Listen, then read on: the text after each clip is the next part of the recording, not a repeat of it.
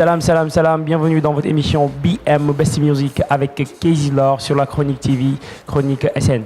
Donc tey maa ngi dalal sama gan gi nga xamante ni moo di Messi Young G. What's up Messi? Salam frère, bien ou quoi, t'as la pêche? Mais naka la bàyyi? Ouais, au calme, ça va et toi? Ouais, le pyjama, So, alhamdoulilah. Messi tey yaa nekk sama invité ci BM Best Music nga xamante ni mu ngi daw ci Chronique TV, SN. Donc juste pour gagner plus de temps, Messi, quel genre musical ngay def? Ban genre musical Messi? Man, au fait, déjà, genre musical, le boy je suis très versatile. En fait. Je fais de la world music. World music, c'est-à-dire je touche toutes les sonorités. Parce que sur Déglo, c'est mon bien projet, Rebellistan. Majorité instruits, c'est des instruits différents. Donc, quand même, s'il y a nos continents, et tu vois, des trucs qu'on peut puiser un peu partout, en fait. Donc, Messi nee nga da ngay def genre musical yëpp. Donc, boo nee genre musical yëpp mën naa ci sous-entendre mbalax muy ci biir wala. Non, sauf le malheur, parce que je suis pas un chanteur à la base, quoi. D'accord, c'est rappeur.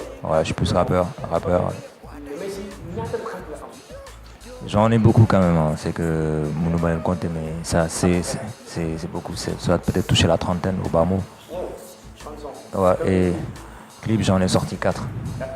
Lesquels? Il y a Galsen Bégué. Le premier, c'est Pain en 2008. Après, il y a eu Sai Sai Flow. Après, il y a eu Galsen Bégué. Le dernier, Malahas. Voilà. Ouais, parce que j'ai eu à écouter Malahas. Voilà. Pourquoi Parce que Lahas, déjà, Lahas, c'est local. À la place de dire, wesh, ma chérie, mon amour, tu prends quelque chose de local, quoi. Tu vois, Lahas, ça fait un peu authentique, ça fait street language. You know. C'est ça, en fait. C'est un truc vraiment local. C'est ça que je voulais prendre, en fait, pour innover et changer. D'accord. Messi, tey nee naa la mag yow toujours ma leen di rappeler Ouais. sur votre émission BM avec Casey Lore sur la Chronique TV, Chronique FM. maa ngi wax ak sama gan yi nga xamante ni moo nekk Messi Young G. Pourquoi le nom de Messi? Mais si, au fait, pour moi, je me sens investi d'une mission, tu vois, parce que déjà, pour moi, dans chaque personne, il y a un missionnaire, en fait. Le fait d'aider quelqu'un psychologiquement ou bien matériellement, tu es un missionnaire. Une personne peut être triste, tu la consoles, tu as rempli ta mission, tu vois. Donc, en plus, c'est par rapport à mon côté positif aussi, je suis très positif. Et les thèmes que je développe, les thèmes conscients que je développe dans mes projets sont quand même très relatifs. Quand j'entends le nom missionnaire, je pense à Kouya Réunion. Donc tu veux dire que Messi, Kouya Réunion. C'est pas hors religion. C'est-à-dire, Messi, dans la religion, c'est Jésus, tu vois. Mais Messi, c'est juste dans le rap, c'est-à-dire la lumière, en fait. Je veux rapporter la lumière dans cette musique. Et aussi rapporter des choses conscientes. Et je suis pas un prophète, hein. T'inquiète pas. Donc, j'espère que la lumière pour reality, tu apportes la lumière au niveau de la musique. Messi, est-ce que vous êtes appartenu au Non, le moment où évolué en solo. Je me commencé à la Padoa, c'était en 2006. J'ai toujours évolué en solo. Donc, Voilà. tu as commencé à faire du rap en 2006. 2006, ouais. Ouais, exactement. À la Padoa, Rap Attack, première prestation de Rap Attack le One, c'était en live, direct. Donc, on a instruit mon freestyle tranquille, quoi. Ok. Donc, 2006 à 2018, je pense que Yann est là. 10 ans, Yann. 12 ans maintenant. Est-ce que Yann, c'était une évolution par rapport à côté économique, côté visibilité, tout ça? Visibilité petit à petit, parce que c'est un milieu très renfermé, il y a trop de copinage, tu vois. C'est un milieu de macro, quoi. Qu'est-ce que tu entends par copinage? C'est-à-dire, le business, c'est chaque animateur a ses artistes et tout. Donc, c'est une vraie mafia, en fait, le milieu de mafia, là, pour dire vrai. Il y a des choses qui se passent qu'on ne dit pas. On a exposé, mais il y a une réalité, il y a une qui souffre. Tu vois, donc il y a pas mal de choses, ça peut bloquer l'artiste. Et instant, c'est-à-dire, ils n'aiment pas les artistes qui innovent, en fait. Une innovation, ils te font la guerre. C'est ce qui se passe actuellement. Ok. Li nga wax noonu dafa am lu ma gisee lu ndaw parce que dañu ne chaque artiste, chaque animateur a ses artistes. Je dirais que c'est pas tout à fait faux, mais aussi c'est pas tout à fait vrai. Parce que je prends mon exemple. J'ai pas d'artiste. Parce que BM, du moins là, innové, may chance yi nga xamante ni ce sont des jeunes talents. C'est ce qui se cache dans le monde. Parce que mën a génnee seen art, jëlee ci seen copie. loolu mooy rôle BM, donc on peut dire que côté boobu, c'est affirmation, c'est faux par rapport à nous. Non, ça c'est par rapport à toi. Mais ça, quand je dis chaque artiste, c'est parce que c'est par rapport à mon vécu. Artiste, animateur, c'est par rapport à ça, c'est par rapport à un vécu. Parce qu'il y a une sorte de plateau, donc voilà. Mais, Messi, yaa ngi ba tey def na 12 ans. rap. Donc je pense qu'un rappeur, normalement, vous êtes 5 ans, il doit se faire connaître. Donc c'est quoi le man, je comprends pas parce que déjà, man, le mot def maa koy def mais ce qui est inconcevable, par exemple, pour régler une émission dans une radio, je dirais pas la radio, j'ai dû régler l'émission au moins une quinzaine de fois. Ce gars beaucoup m'ont invité au fait. Donc je suis passé par ses supérieurs, ils m'ont dit ordre pour m'inviter. Ok, donc da nga yaakaar ne dafa am ñoo xamante ni ñoom dañ lay bloqué ci côté boobu. Effectivement, c'est une... Ils te mettent les bâtons au niveau des roues pour t'empêcher d'évoluer. Effectivement, c'est ça, c'est normal, c'est que guerre, c'est une guerre, c'est une guerre, c'est tout. Mais man, je suis déjà prêt. Là, de toute façon, c'est le destin, life moo demee noonu. Des fois des métiers, mais après lu jot yomb, t'inquiète. Ok, mais est-ce que mën nga wax ci sa ambition musicale, genre say projets yi nga xamante ni moom nekk projet yi nga moo war a ñëw dans l'avenir. Déjà en 2010, on a un maxi de 7 titres. Après 2014, je j'ai un mixtape de 12 titres avec pas mal de sons dedans. Les projets actuellement, c'est ma mixtape en fait. Ouais, mixtape là, j'espère le sortir à la fin de l'année.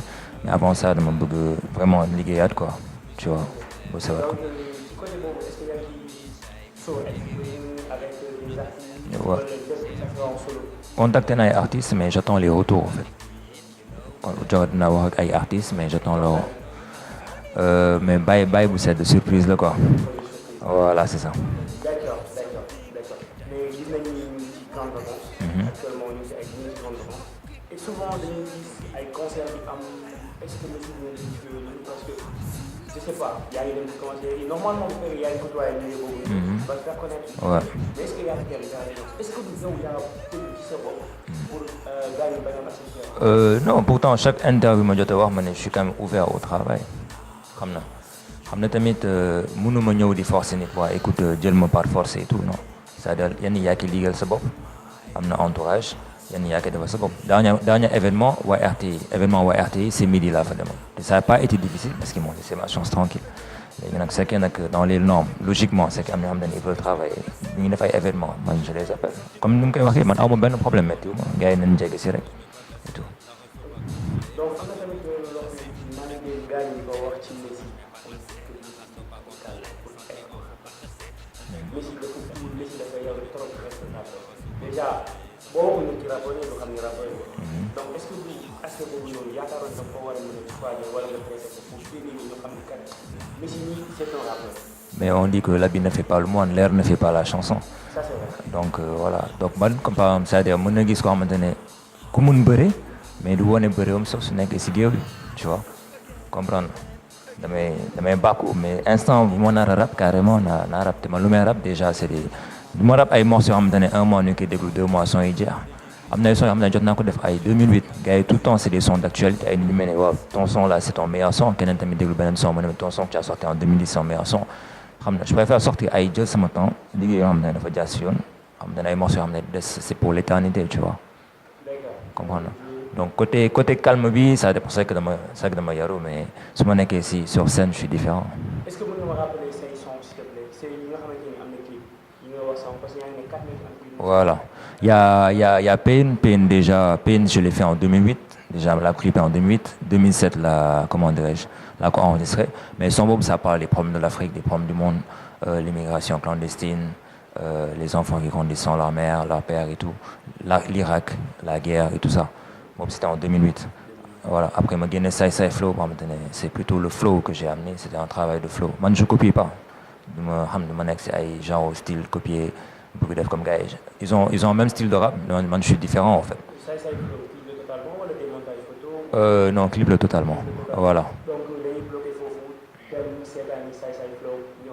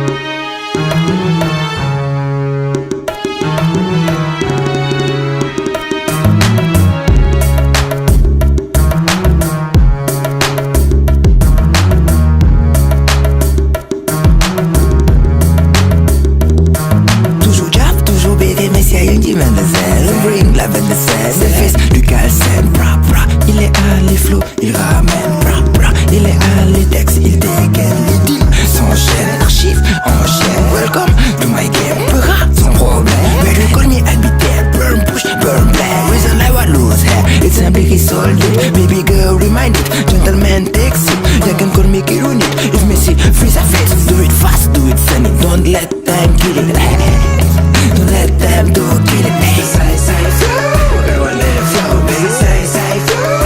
Everyone let it flow, baby. Say, say, flow. Everyone let it flow, baby. Say, say, flow. Everyone let it flow. Clap, clap. Clap your hands for who? Hey, clap, clap. Clap your hands for who? Hey, clap, clap. Clap your hands for who? Hey, clap, clap. Clap your hands for who? Sportif comme un éléphant, en attaque c'est la masse. Dangereux comme les bons, complice comme Damas. Busy Young G, dans la place. Pas d'aléa, il ramène la casse. Si tu ne veux pas cramer, excuse-toi, je le messie. Avant de voter pour la mort, pas asphyxie. C'est mes fans sur la vague tsunami. On les a dit bye bye avant vie. Machallah, ok, toujours dipsé. En tout le Sénégal, Busy Young G, bien des bégués. Bégués, bégués, bégués. Encore man, c'est le bégué. À tout ce qui filme, s'il vous plaît, c'est le filet. On ne lâche pas le morceau sur les agents à gibier. Radeau au lieu pas Mike. George Bush, Metro Eddie Birmingham. Mr. Say, say, flow. Everyone let it flow, baby. Say, say, flow. Everyone let it flow, baby. Say, say, flow. Everyone let it flow, baby. Say, say, flow. Everyone let it flow. Hey, clap, clap. Clap your hands for who? Hey, clap, clap. Clap your hands for who? Hey, clap, clap. Clap your hands for who? Hey, clap, clap. Clap your hands for who? La belle et le début, nos Yankee et le bégué. Arrivant à mais arrive en clando. Après c'est dans la deuxième comme les meufs favorites. On va pas négliger tout le monde, on est deux jeunes Nigériens. Say, say, flow, your eyes can see cause my hope he blow. Feel the baby, homie, feel the glow. La persévérance dans les bons deals paye. Aduna bagne d'or, dehors, non ni di wap, di dof. Missy Yondi, major, bégué à tout, les cordes, ça m'est right. Look at, ça m'est rhymes, les badges, flow unique. No slash, Lou, yémé, le light. Represent Gapsin, represent Galsen, represent worldwide, yeah. Represent Africa. Mr. Say, say, flow. Everyone let it flow, baby. Say, say, flow. Everyone let it flow, baby. Say, say, flow. Everyone let it flow, baby. Say, say, flow. Everyone let it flow. Clap, clap.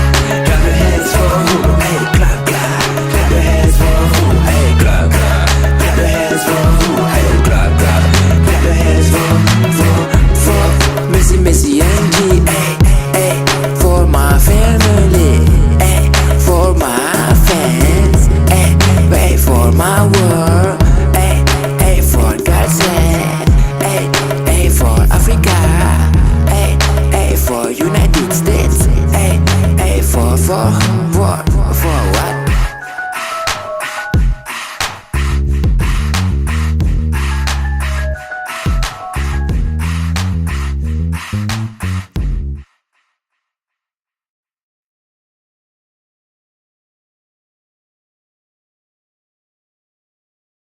Toujours de rappeler que yéen a ngi ci seen émission BM avec Kayz Lor sur la Chronique TV Chronique SN donc son boobu jàll moo di Say Say bu Messi Young G Messi kon ñu àggali ah. waaw di àggali bismillah. donc yaa ngi doon wax ñu amoon ci phase bi maanaam am na 4 sons 4 titres pour moi. donc ñu woon nañu Say Say. donc ñu ngi leen waaw. xam naa ne xam nga yow du la ak. Galsen Bégué. moom benn featuring la woon en fait. Pi, Babs Rebel, Scribble, c'est des gars qui sont, voilà quoi, ils sont underground, ils sont pas encore, voilà. am na ñoom ñu rap hardcore Babs yàgg na di rap Pi tamit xaw na yàgg tamit il a pas duré quoi.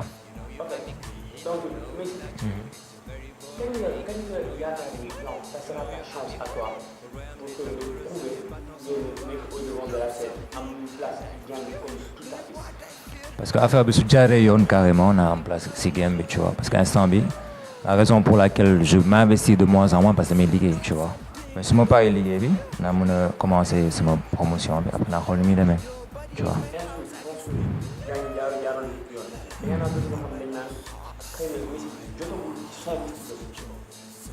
Je sais pas parce que am na ay sons yoo xamante ne c'est franchement c'est des sons qui sont là comme Pain tu vois Pain quand même c'est un morceau quand même qui est costaud.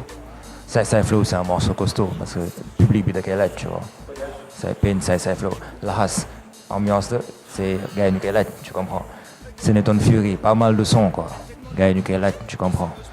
mais comme nous l'avons dit, Gambie c'est un milieu qui n'est pas facile mais def li na war a def après lu si des yàlla moo koy monté. donc déjà loolu la yaa ngi wàcc featuring boo xamante ni ñaata son la war a am parce que léegi surtout lay doon mais est-ce que dañoo am nombre de son bi je vais pas demander le nom featuring bi mais peut-être mën nañoo am après ñaata son la featuring bi war a am li nga fin d'année lay génn déjà on sait ça. ñaata bu koy coach ak lépp nga programme de kii wala dafa am son spécial nombre de son boo xam ne war nga def kii. Bon moom laay jéem a xool déjà priorité bi c'est finaliser mixtape bi.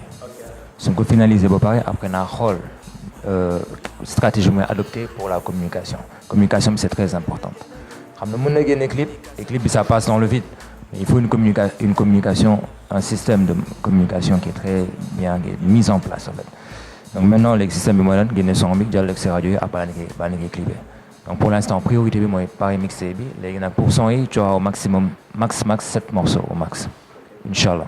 mais est-ce que Messi yaakaaroon ni tey bu fekkoon sa rap bi par exemple yaa ngi rap totalement en wolof di ci ngay ëpp visibilité parce que son yi ma xam ne déglu ci yow la plupart paroles yi ci ëpp français lay doon.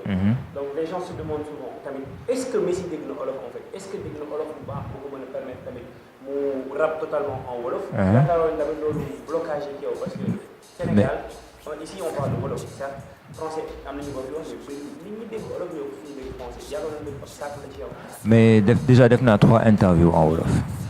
Voilà 3 interviews déjà Vibe Radio bu fay dem wolof laa def doon naa ay freestyle en français gars yi comprendre nañ li nga waxte ak fan sax ak benn émission bu jaar Lutte TV mais ça c'est par rapport à la lutte y a pas am na émission yoo xamante ne j'ai parlé en wolof tamit Wolf TV sama dernière émission j'ai parlé en wolof tu vois donc pour man déjà question wolof bi la barrière de langue bi warul nekk problème parce que franchement soo bëggee comprendre yenn kii dina ko comprendre comment tu expliques que gars yi des fois ils critiquent le rap français te suñu envoyé message ils écrivent les messages en français te à la base ils ne comprennent pas français donc il y a un problème en fait Booba su ñëwoon fii ñuy critiquer rappeurs français yi Booba su ñëwoon ñu njëkk dem ci stade il feesal ko tu vois donc charité bien ordonnée commence par soi-même man le plus important c'est que je représente le pays lu ma mënti def déjà si yenn son yi je rap damay dugal damay soo mënul rap carrément en wolof si def yenn phrase en wolof après lu des ma rap ko en français ainsi de suite mais gars yi tamit dañu war a nangu innovation rap Galsen bi est-ce qu'ils arrivent à exporter que exporter Dip mooy exporter Dip mooy dem peut-être extérieur et tout mais fii la majorité fii ñu des le truc c'est pas fii il faut na jël drapeau Sénégal yóbbu ko à l'extérieur. mais Canabasse est exporté. Canabasse ouais mais gis nañ ko dégg bon je sais pas xaw ma nag kii woon mais. déjà tey maa ngi gis benn clip bu bees. ouais mais clip boobu man en fait actualité rap Galsen j'écoute mais pas trop. man lu ma nar a def lu ma sama liggéey la kii parce que je connais le milieu j'ai aucun problème avec les rappeurs hein. xam na ñoom ñëpp ku nekk ak sa public maa ngi respecté seen public maa ngi respecté seen fans yi et tout mais man ce que j'ai à faire je le fais tu vois après lu si des bon ça viendra gars yi daal mooy loolu nañ gën a yaatal game bi et tout c'est tout. voilà. ban côté nga dëkk ci Dakar ban zone parce que tey boo nee Grand Yoff am na ko moom boo nee Maris am na ko moom boo nee Arafat am na ko moom Messi fan mooy fiefam. man Cap si mooy sama fief mais bëri naa koñ nag parce que waaw. maa ngi njëkk Liberté 6 extension mais bëri naa koñ j'ai plein de quartiers Padoua sama koñ la Mermoz sama koñ la Fanok sama koñ la tu vois Cyprès sama koñ la Colobane sama koñ la tu vois bëri naa koñ tu comprends côté Ngor tamit Sénégal bi yëpp laa représenté quoi waaw.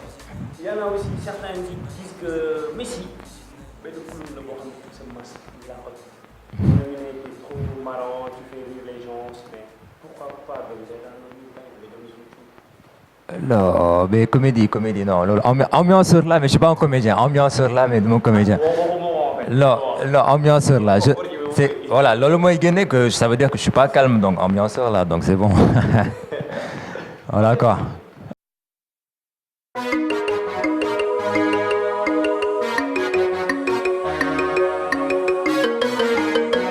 Messi Young G, Messi Young G.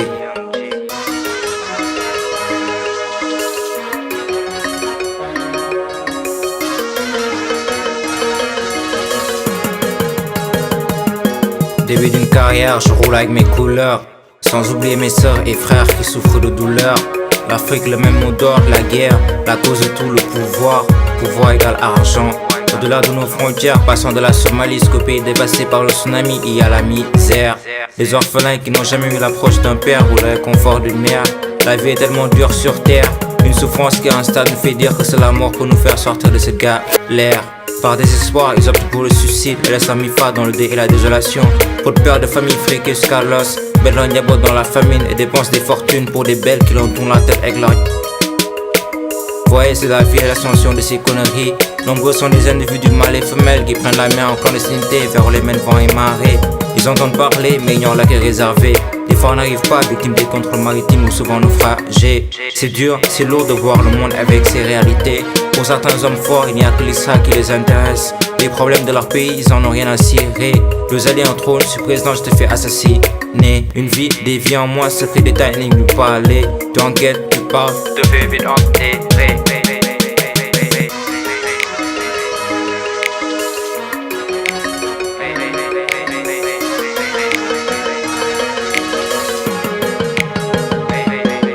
Au-delà de nos horizons, un pays qui flirte avec la guerre civile. Un pays maudit à jamais, chiites, sunnites, croyants divisés. Mais que font les forces de l'ordre qui doivent instaurer la paix?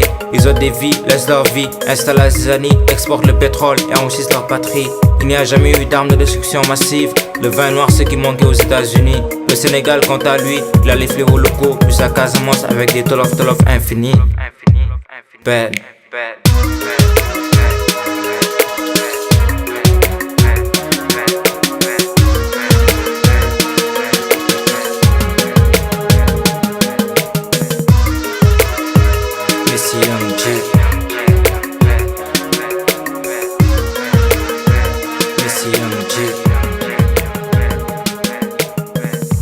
Young G.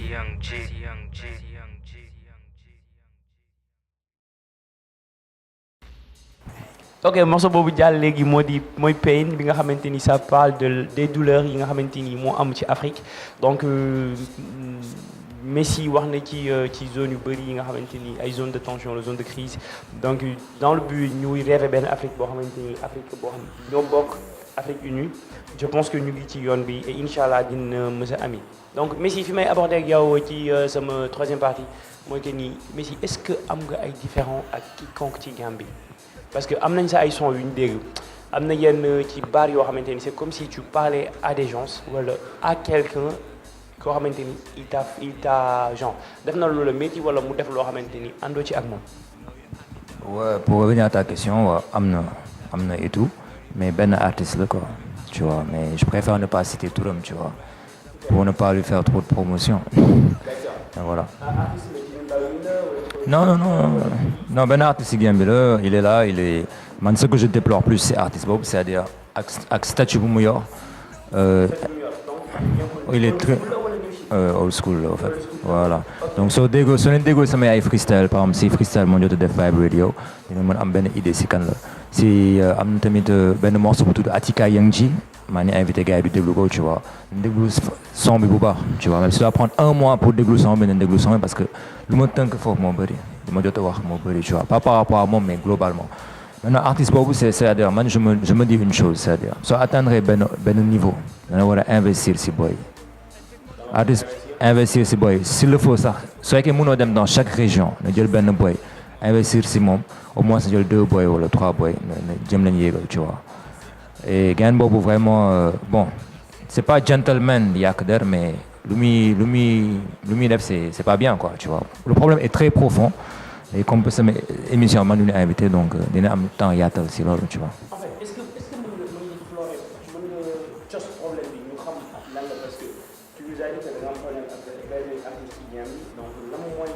base problème bi parce que xam naa loolu lépp rek mais kii dana am problème ak moom donc y a non parce que à la base c'est problème de respect au fait déjà voilà mënoo jox nit ki d'une manière waaw genre c'est-à-dire côté rendez-vous c'est-à-dire nit dane sooy joxe rendez-vous na koy respecté tu vois mënuloo déplacer wu nit ki 3 fois et après tu faillis à ton rendez-vous laaj ma ko featuring waxuma ki yaay sama grand des trucs du genre laa ko laaj ñu ko ne su amee prestation na ma woo tu vois mais c'est-à-dire su ma naree expliquer problème yëpp de demee neneen en plus am na ay sons yoo xamante ne vraiment lu muy défendre ak lu muy représenter c'est différent en fait parce que dafa bëri comme ni mu koy xaar ma wax ko rapidement il y a plus de femmes que d'hommes donc suñu nar a défendre on va plus défendre les femmes on va pas opter pour une relation entre les hommes et les hommes relation góor ak góor kenn du ko opter tu comprends donc loolu mooy parenthèse bi. donc su ma déggee bu baax on voit que votre problème c'est un peu profond et un peu délicat parce qu'il a posé à 3 rendez-vous. yoo xamante ni da nga ko bëggoon gis tu lui as demandé tout le temps ci ay prestations. Ouais. Quelque chose qu'il n'a pas fait.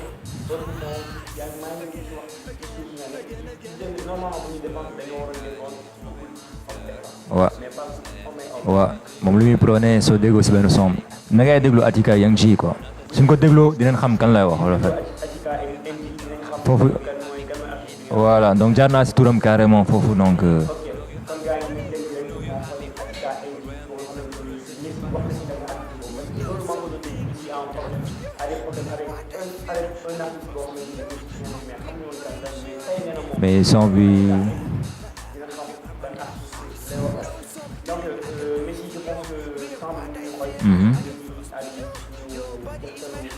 ouais. ban message ngay lancé jeunesse ban message ngay lancé ban message ngay lancé ñi nga xamante ni ñëpp ci promoteur musique. D'accord déjà artistes yi man ma ni laaj mooy du gën a liggéey quoi tu vois du gën a liggéey c'est pas la peine de copier xam na parce que fii nag milieu bi y a trop de copie am na talent mais talent bi nañ ko exploiter mais du bàyyi copie bi tu vois du gën a serrer l'écoute nga xam ne que il représente le Sénégal en fait tu vois il représente le Sénégal parce que il faut qu'ils arrivent à exporter cette musique comme lamb ji Bombardier daf ko exporter dem na MMA tu comprends les artistes yi nag dañu war a liggéey pour mën a exporter cette musique tu comprends c'est deux domaines différents mais tamit sénégalité léegi promoteurs yi man je les appelle comme ni ma ko waxee man su ma woowee sur scène naa ñëw tranquille aw ma benn problème on peut discuter business is business xam na voilà ñu fi nekkoon avant nag nañ jàppale boy yi surtout anciens yi nañ jéem a tendre la perche suñu def ay événement nañ invité boy c'est pas du jël tout le temps boy yoo xam te ne ils sont connus nañ jéem a def ay prospecter am na ay talent partout Grand Dakar